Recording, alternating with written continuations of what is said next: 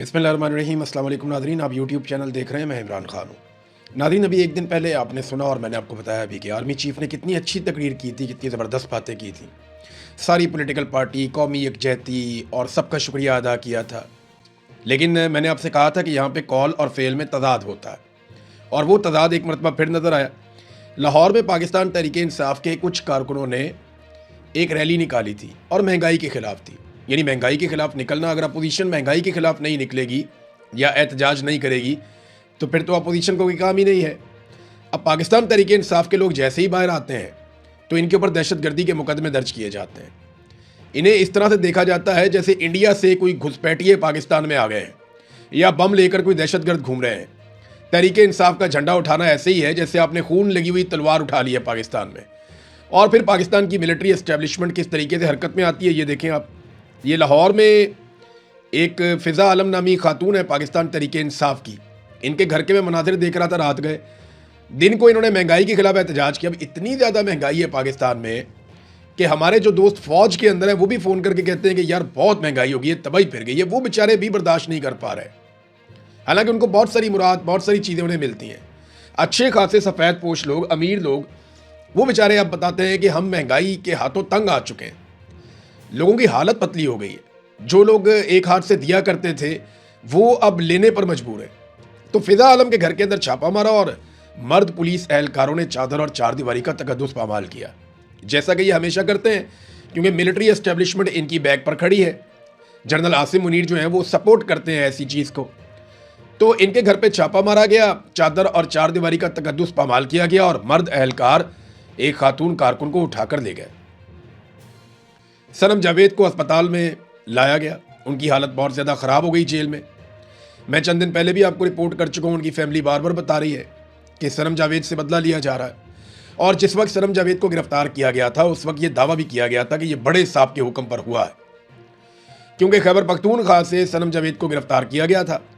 और बड़े साहब आप जानते हैं, ये वही बड़े साहब हैं जिनके बारे में अबसार आलम ने कहा कि मोहसिन नकवी इस्लामाबाद हाई कोर्ट के जजेस के पास जाता है और जाकर बताता है कि बड़े साहब का हुक्म है तो फैसला आपने हमारे मुताबिक देना है। तो इसी तरह बड़े साहब आसिम मुनीर भी बोलते हैं। तो सनम जावेद के ऊपर जो है वो पाकिस्तान की मिलिट्री एस्टेब्लिशमेंट को बहुत गुस्सा था, क्योंकि वो आसिम मुनीर साहब पे तनकीद करती थी। अब पता नहीं उसे क्या खिलाया जा रहा है, क्या किया जा रहा है। उसकी आंख में भी प्रॉब्लम है, उसके मैदे में भी प्रॉब्लम है, और वो अच्छी खासी थी, ठीक ठाक बीमार होती चली जा रही है। और ये और भी बहुत सारे कैदियों के साथ हो रहा है। इस वक्त जो है ना वो निज़ाम जालिमाना हथकंडों पे उतर है, और इसका सबसे बड़ा विक्टिम इमरान खान है। इमरान खान की बहन उज़्मा खानम ने जो केस किया था इस्लामाबाद हाई कोर्ट में, अब वो अपील में चली गई हैं सुप्रीम कोर्ट ऑफ पाकिस्तान में। और जो सूरत-ए-हाल है वो मैं आपके सामने रख देता हूँ। इमरान खान को इलाज के लिए अस्पताल मुंतकिल करने के लिए उज़्मा खानम सुप्रीम कोर्ट में दरख्वास्त दायर कर चुकी हैं, और उन्होंने नवाज शरीफ की जो जेल में बीमारी है उसकी मरियम नवाज़ और ज़ाती मुआलिज को मियाँ नवाज शरीफ से जेल में मुलाकात की इजाज़त और मेडिकल चेकअप की दरख्वास्त, और उस पर लाहौर हाई कोर्ट का जारी किया गया मुलाकातें कराने का ऑर्डर। मियाँ नवाज शरीफ को अदालती इजाज़त से लाहौर से लंदन रवानगी की खबर के अखबारी तराशे। इमरान खान से मुलाकातों पर पाबंदी और वफाकी वज़रा की इस पाबंदी को जवाब पेश करने के लिए प्रेस कॉन्फ्रेंस समेत उन्होंने बहुत सारी तफसीलात पर मबनी दस्तावेजात इकट्ठी करके सुप्रीम कोर्ट ऑफ पाकिस्तान को माजी याद कराने की भरपूर कोशिश करते हुए इमरान खान को इलाज के लिए शिफा अस्पताल मुंतकिल करने, ज़ाती मुआलिजीन की रसाई और फैमिली से मुलाकात करने की इजाज़त देने की इस्तदा की है। देखिए, अदालत को गैरत दिलाने की कोशिश की।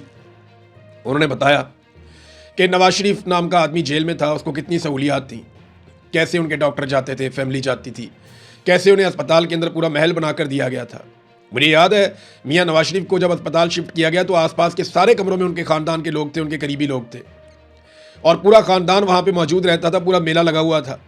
मियाँ साहब के लिए स्पेशल टाइलें बाथरूम की तब्दील की गई थी, ये मियाँ साहब पसंद नहीं फरमा रहे थे। तो बहुत सारे और भी इंतजाम किए गए थे, माजी में बता चुका हूँ। मेरे ख्याल में बार बार इसमें जाने का फ़ायदा नहीं। लेकिन नवाज शरीफ को जिस लेवल की सहूलतकारी इस निज़ाम ने की थी, इमरान खान को बुनियादी हुकूक भी उनके नहीं दिए जा रहे। इस पर उज़्मा खानम ने सुप्रीम कोर्ट ऑफ पाकिस्तान के सामने सारी तफसीलात रख दी हैं। अब क्या ये सुप्रीम कोर्ट ऑफ पाकिस्तान इंसाफ दे पाएगी? देख लेते हैं। ये घोड़ा और ये घोड़े का मैदान। मुराद सईद बड़े लंबे अरसे के बाद मंजरे आम पर आए। मुराद सईद ने इंटरव्यू दिया शहजाद अकबर साहब को। इंटरव्यू वैसे सुनने वाला है। आप सबसे मेरी गुजारिश है कि आप शहजाद अकबर साहब के चैनल पर जाकर मुराद सईद का इंटरव्यू ज़रूर सुने। उसमें आपको बहुत सारी वो चीज़ें पता चलेंगी जो आपको शायद पहले आइडिया नहीं था। मुराद सईद ने अभी भी, क्योंकि मेरी मुराद सईद से बात हुई थी और मुराद सईद के पास जो हकायक हैं और बहुत सारी ऐसी चीज़ें हैं जो मुराद सईद ने अभी भी अपने दिल में रखी हुई हैं और उसने उन चीज़ों से पर्दा नहीं उठाया। देखिए, जितना मर्जी पाकिस्तान तहरीक इंसाफ को मार पड़ी है, एक बात तो सबको माननी पड़ेगी कि उन्होंने बहुत सारी ऐसी चीज़ें जो वो कर सकते थे, कह सकते थे, उन्होंने वो कहने से गुरेज किया। और इसलिए नहीं कि वो डरते हैं, उन्होंने इतनी बड़ी टक्कर ली हुई है, डर की वजह से नहीं, इन लोगों ने पाकिस्तान की इज्जत की वजह से बहुत सारी चीज़ों पे खामोशी, इमरान खान साहब भी खामोश रहे, मुराद सईद जो है उन लोगों में से एक है, और भी पाकिस्तान तहरीक इंसाफ के बहुत सारे लोग हैं। अभी मुराद सईद ने बहुत सारी बातें नहीं बताई, लेकिन जो बताया वो तल्ख हकायक है जो पाकिस्तान के अंदर हुआ, कि कैसे पाकिस्तान में लंदन प्लान के ज़रिए से एक मिलिट्री जर्नल और पॉलिटिकल पार्टी के बीच में मुआहदा होता है, फिर कैसे अमेरिका को बीच में लाया जाता है, फिर किस तरीके से पाकिस्तान में दहशतगर्दी को बाय डिज़ाइन लाया गया और किन हालात का सामना इमरान खान ने और मुराद सईद ने किया। और अब इमरान खान को खामोश रखने या खामोश करवाने के पीछे असल कहानी क्या है, अफगान पॉलिसी पाकिस्तान ने क्यों बदली। फिर उन्होंने बताया कि ग्रेटर इसराइल के मंसूबे के तहत बोर्ड ऑफ पीस में पाकिस्तानी शामिल हो गए। ये आप इंटरव्यू सुने, आपको बहुत सारा कुछ उस इंटरव्यू के अंदर मिलेगा। नाज़रीन, अब पाकिस्तान के अंदर जो ना बातें बहुत बड़ी बड़ी की जाती हैं, बहुत बड़ी बड़ी बातें की जाती हैं कि हमने ये कर दिया, हमने वो कर दिया। हकीकत क्या है, मैं एक तहरीर पढ़ रहा था और उसमें वो हकीकत जो है वो सबसे आसान अल्फाज में नजर आती। वो कहते हैं पेट्रोल और डीजल की कीमतें कितनी बढ़ानी है, ये फैसला तो IMF करता है। रूस और ईरान से सस्ता तेल लेना या नहीं लेना, इसका फैसला अमेरिका करता है, और दुनिया के फैसले हम करते हैं। यानी हम बेवकूफ़ हैं। ये अवाम जो है ये रोटी को चोची कहते हैं कि तुम कहोगे जनाब हमारी बड़ी इज्जत बढ़ रही है। हर जगह पे हमारा वज़ीर आज़म जो है वो डोनाल्ड ट्रंप को सलूट मारता है, हमारा आर्मी चीफ जो है वो ब्रीफ केस लेके डोनाल्ड ट्रंप की खुशामद करने पहुंच जाता है। यार ये कुछ तरीका तो नहीं है ना, ये मुल्क इस तरह तो नहीं चलते। और फिर आप कहते हैं बड़ी इज्जत मिल रही है। भाई, डोनाल्ड ट्रंप जैसा आदमी तारीफ पे तारीफ करता चला जा रहा है इसलिए कि उसको आपसे काम पड़ा हुआ है।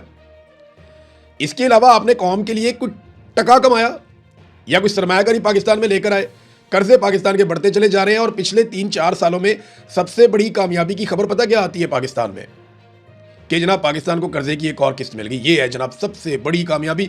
फिर ये सारे टाउट मिलकर एक दूसरे को मुबारकबाद देते हैं, मुबारक हो जी, कर्जा मिल गया, बहुत बड़ी माशी कामयाबी हो गई। पाकिस्तान तहरीक इंसाफ के दौर में IMF से बात करने के ऊपर पूरे पूरे आर्टिकल छाप दिए जाते थे, प्रोग्राम हो जाते थे कि आप गए क्यों, आप मिले क्यों। यहाँ पे कर्जे की किस्त लेने के ऊपर ये मुबारकबादें देते हैं। ये इनका उतरता हुआ निकाब पूरी कौम ने देखा है।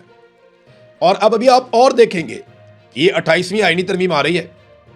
बिलावल ने जिस ब्रूट मेजॉरिटी का लफ्ज इस्तेमाल किया था ना, मैं हैरान हो गया था कि बेनज़ीर भुट्टो की रूह कब्र के अंदर तड़प गई होगी जो बिलावल ने किया था।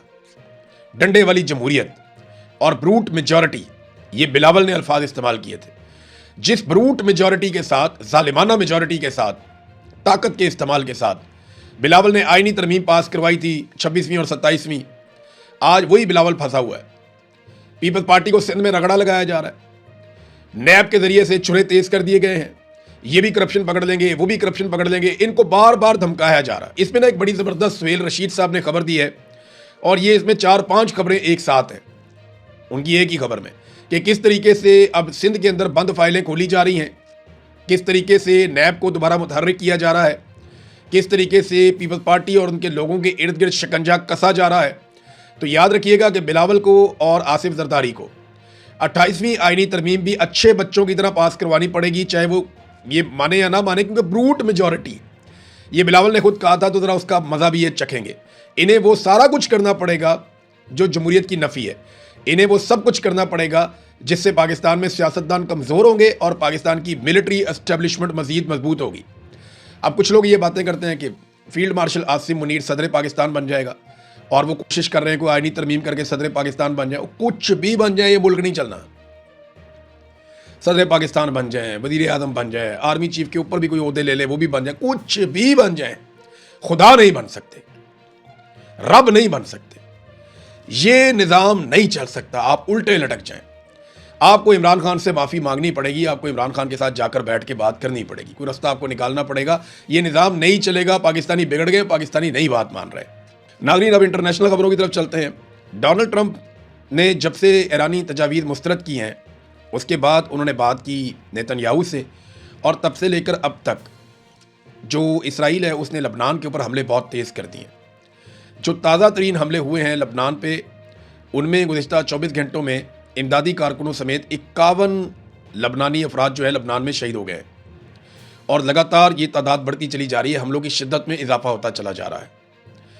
तो ये ईरान की एक शर्त थी कि लबनान के अंदर जंगबंदी की जाए, लेकिन जब भी ईरान की तजावीज़ मुस्तरद होती हैं तो इसराइल लबनान पे बमबारी जो है उसको तेज़ कर देता है।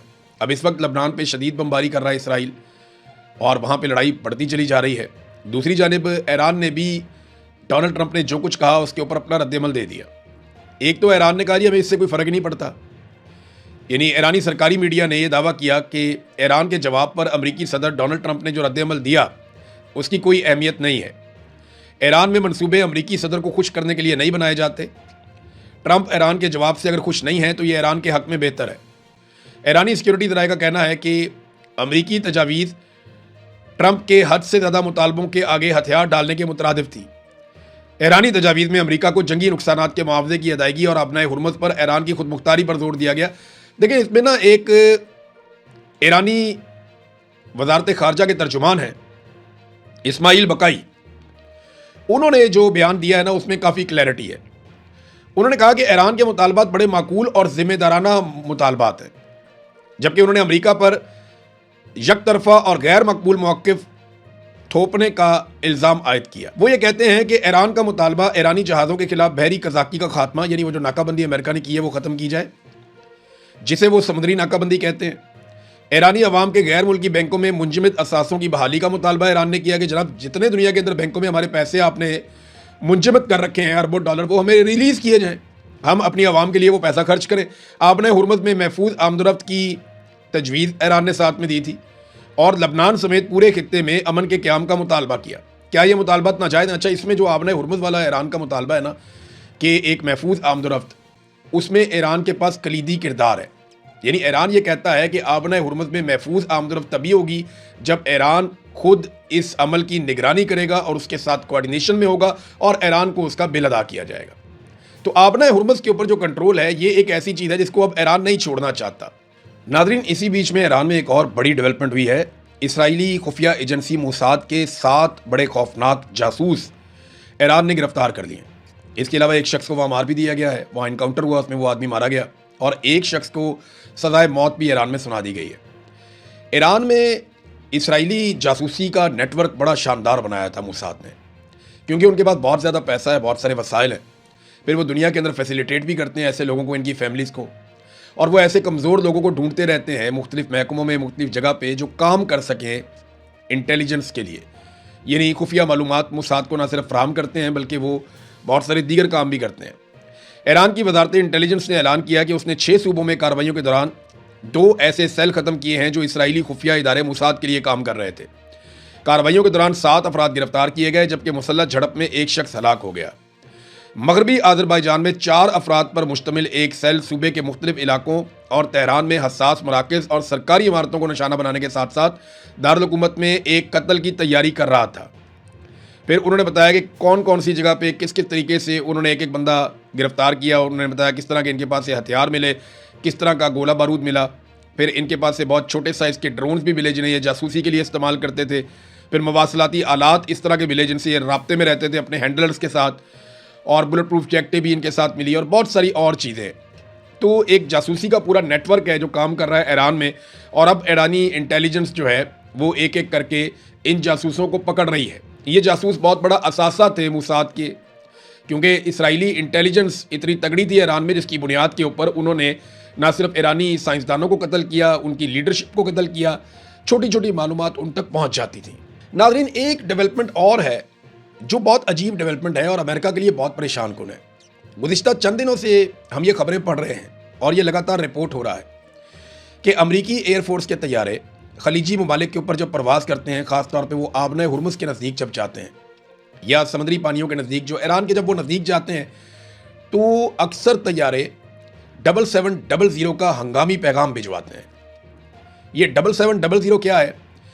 अमेरिकन एयरफोर्स के तैयारे जब मुश्किल में आ जाते हैं, जब उनको कोई जैमर्स पड़ जाते हैं या उनका कम्युनिकेशन का या दीगर सिस्टम पूरी तरह से काम नहीं कर रहा होता, या उन्हें लगता है कि कोई ख़राबी हो गई है, तो वो 7700 का एक पैगाम फौरी तौर पे भिजवाते हैं। अब अमेरिका के पास शानदार एयरफोर्स है, बड़े अच्छे तैयारे हैं, जदीद सिस्टम है उनका, लेकिन ये उनके साथ हो क्या रहा? ये गुज़िश्ता चंद दिनों से लगातार हो रहा है। कभी 2 तैयारों के साथ होता है, कभी 4 तैयारों के साथ होता है, कभी फिर किसी तैयारे के साथ होता है और ये होता चला जा रहा है। अभी हाल ही में एक मरतबा फिर गुज़िश्ता रात दोबारा से अमरीकी एयरफोर्स के तैयारे ने 7700 का इमरजेंसी कोड भेजा और फौरी तौर पे हंगामी लैंडिंग की है।